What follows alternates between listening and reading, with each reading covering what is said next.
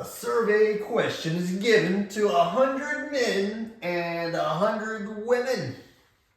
The results are right here in the form of a table. Here's the 100 men right here. They were asked a question. 65 of the men said yes, and 35 of the men said no.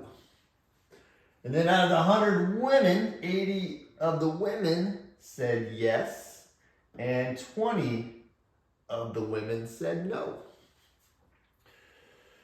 Here's what we want to find out. It says if one person is selected at random, find the probability of selecting a woman given that the person said no.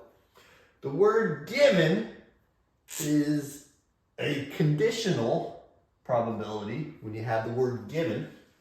The condition being that the person said no. The way you want to write that, we're going to write it like this. We want the probability of getting a woman. When you have the word given, that's going to be represented by a vertical bar. And then the condition part, the conditional part, is after the bar. The condition being that the person said no. It's basically asking you to find the probability of selecting a woman out of all the no people.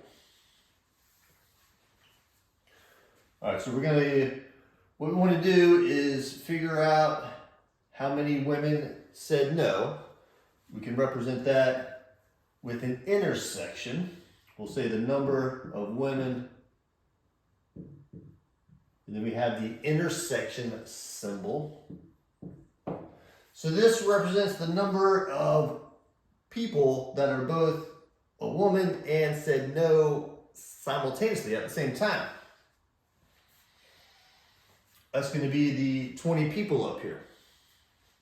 20 people are both women and people who said no. Then you're going to divide by the condition part, the number of people who said no.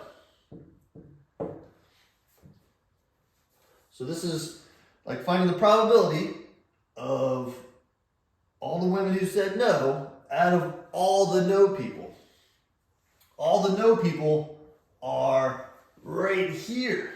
So with this problem, we can ignore the yes column. We don't want any of those. Out of all the no people, what's the probability of getting a woman?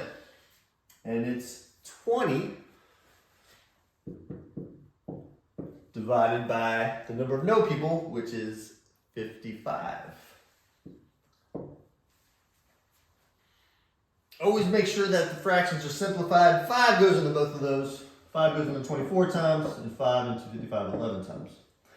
So the probability here is going to be 4/11. There you go.